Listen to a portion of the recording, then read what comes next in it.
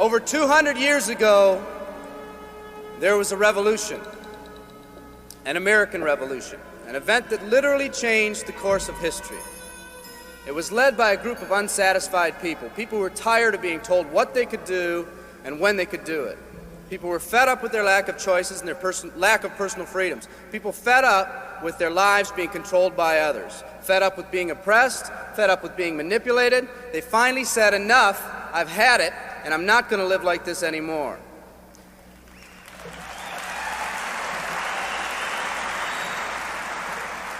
Our ancestors were people that took full responsibility for what happened to them.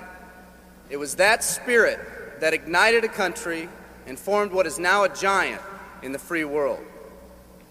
I have a question for you. Where's that spirit today?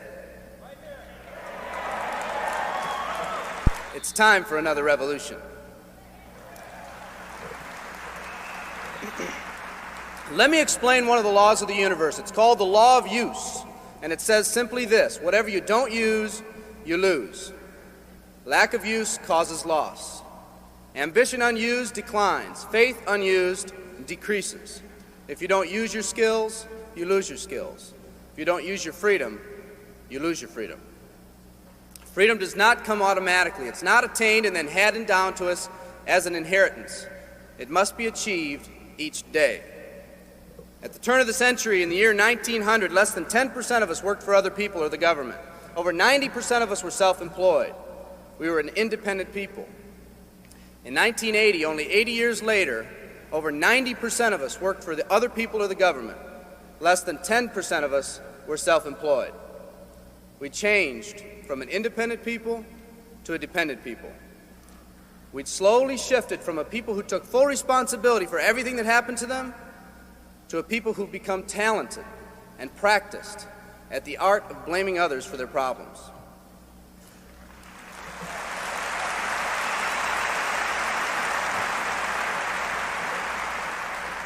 Our giant has fallen asleep. Our forefathers didn't say, who's going to take care of me? They simply said, all I ask is the opportunity to be free and the ability to take care of myself and my family.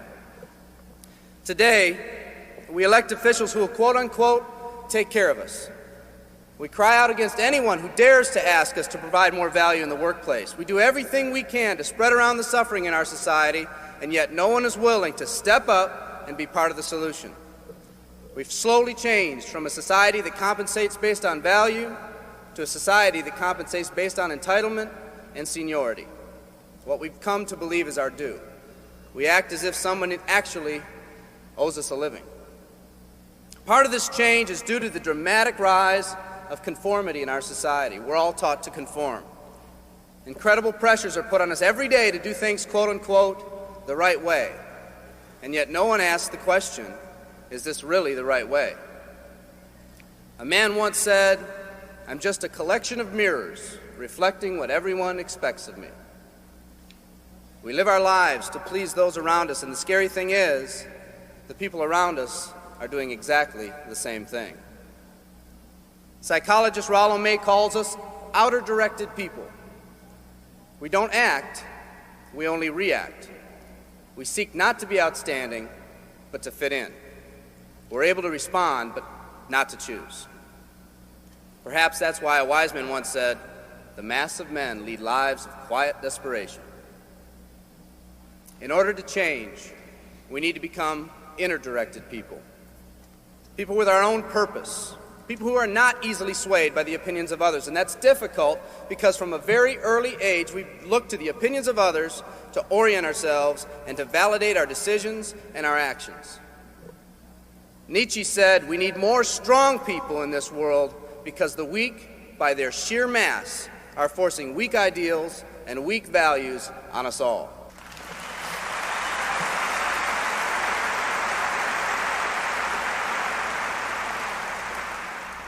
Today's massive social and economic changes are waking this slumbering giant.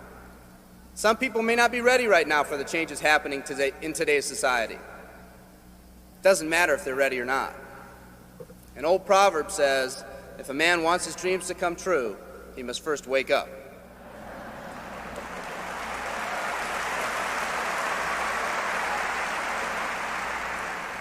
I, for one, am glad for the radical changes in our society because I believe that within that crisis, we will find that independent spirit that once pioneered this country. Some of us are finally ready to change. The displacement of our workforce has caused many of us to start searching for something better.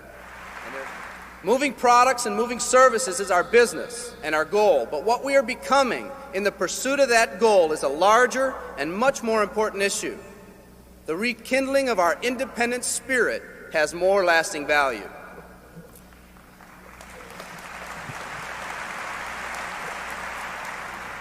There's no more noble a business than the business that encourages the development of people.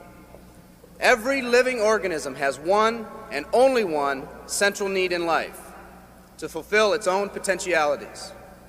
The acorn becomes an oak, the puppy becomes a dog, and that's all that's required of the oak and the dog. But the human being's task in fulfilling his or her nature is much more difficult. The reason is, unlike any other living creature on this planet, you've been given the dignity of choice. You'll not grow like a tree. You'll grow only as you plan and choose to grow. When a person chooses to live, two things happen. First, assuming responsibility for themselves takes on a whole new meaning. They accept responsibility not as something they've been saddled with, but as something they themselves have chosen. The second thing that happens is that discipline from the outside is replaced by self-discipline. They accept discipline not because it's commanded, because they themselves have chosen what they want to do with their lives. Just like when the disenfranchised men and women over 200 years ago got fed up and said, "I'm not going to live like this one more day," there's another revolution coming. It's coming not just from Americans, but from people all over the world.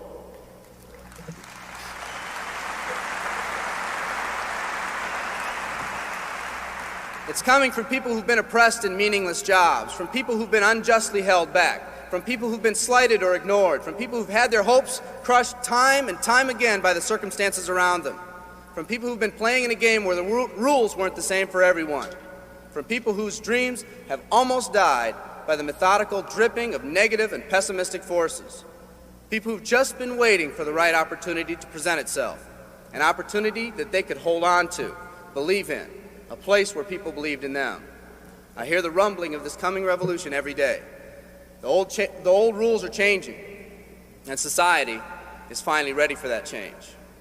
Will people try to persuade you not to rise up? Yes, they will, and sometimes with the best of intentions. But we must fight anyone or anything that tries to influence us against our freedom. And they'll try. Believe me, they'll try.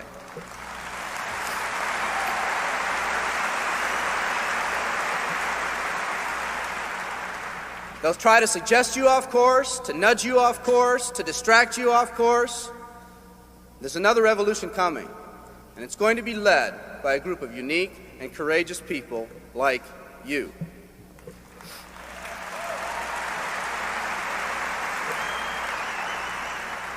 People who've had it with the way things are. People who've picked out their mountain in life and said, "I'm going to the top."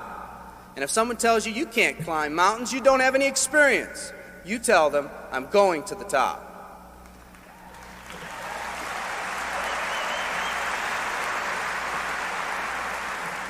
And if your neighbor tells you, "Come on, choose another mountain, that one's too rocky," what are you going to tell them? And if someone tells you, "Let's go over here where it's not so steep," what are you going to tell them? And if someone says network marketing, what are you going to tell them? And if your friend tells you, "Come on, let's climb this one, that one's too slippery," what are you going to tell them?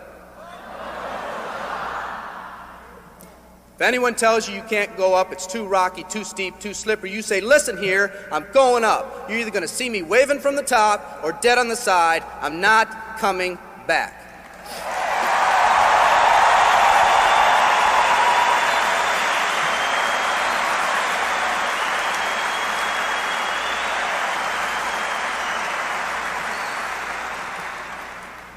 There's something about the do-or-die attitude. It's almost like when someone has a do-or-die attitude, time, fate, and circumstances seem to get together, have a hasty conference, and say, they say they're going to do it or die. We might as well let them have it.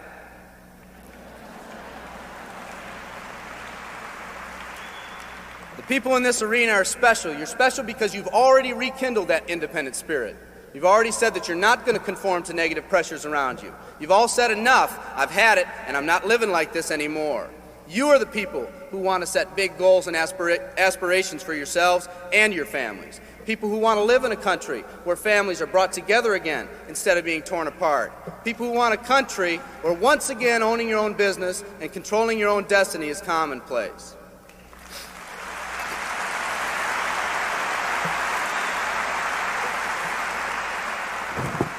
People who want a country where every man, woman, and child is treated with equal respect and dignity.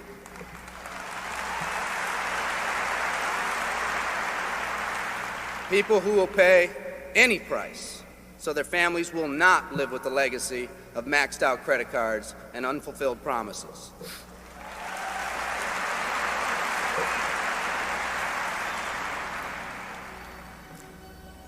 Today, we stand at the genesis of a new revolution, and people like you are going to lead it.